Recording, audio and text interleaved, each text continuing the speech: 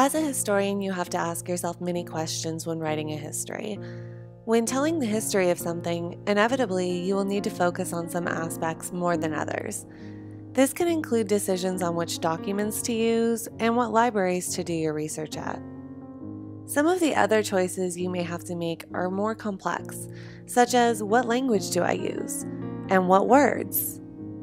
It is important to ask these language and word questions as you're writing a history.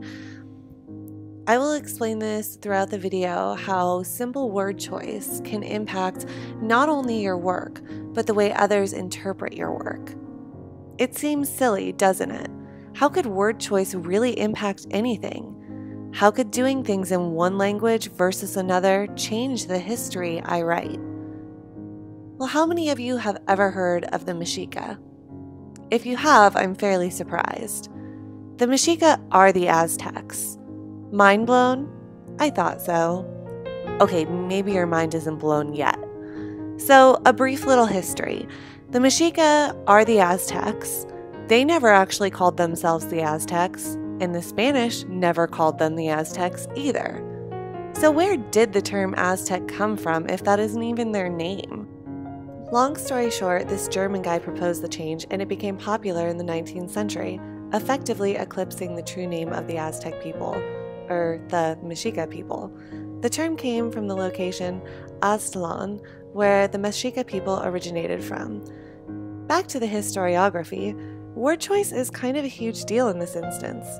So they are the Mexica, yet at some point the word choice of the historian became switched to the Aztec, and as this word choice was chosen more and more frequently, the true identity of the Mexica became lost. In various history books, the Mexica are consistently referred to as the Aztec.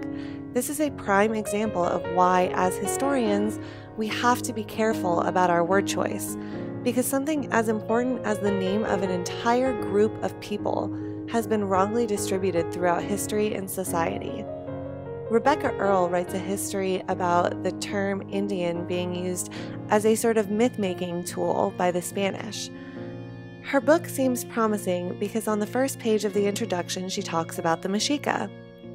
But throughout the remainder of the book, she talks about the Aztec rather than the Mexica and never offers any explanation or connection between the two terms. You can find the term Aztec in her index, but not the term Mexica. Jacques Sostel, from earlier in the 21st century, refers to the Mexica throughout much of his introduction. He even offers an explanation about the terms, but then he slowly switches to Aztec by the first chapter.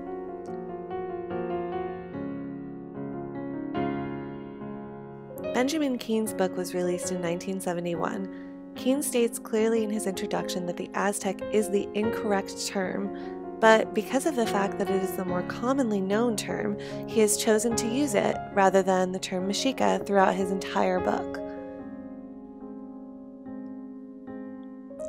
In a huge turn, James Lockhart, whose book is more of a primary source collection, uses the term Mexica throughout his introductions of the documents.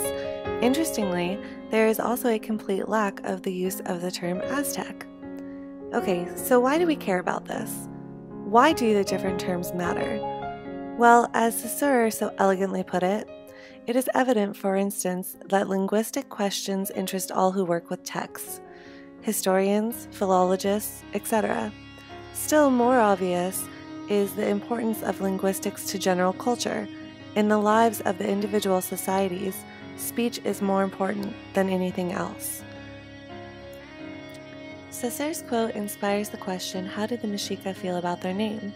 Currently, there's a trend in Mexico called the Mexica movement, and a lot of indigenous communities are backing it, offended and upset by the loss of their identity and the use of the terms Aztec, Spanish, and Latino.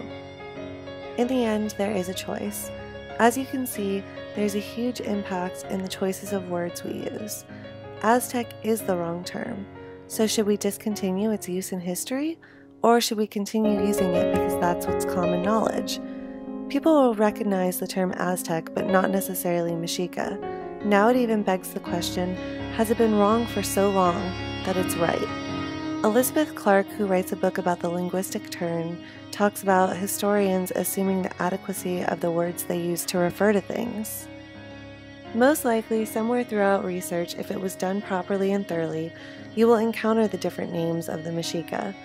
So, does your history call them the Aztec or the Mexica? Many historians probably choose the term Aztec in order to reach a wider audience. If somebody wants a book on the Aztec and does not know that their true name is Mexica, how will they ever find that book?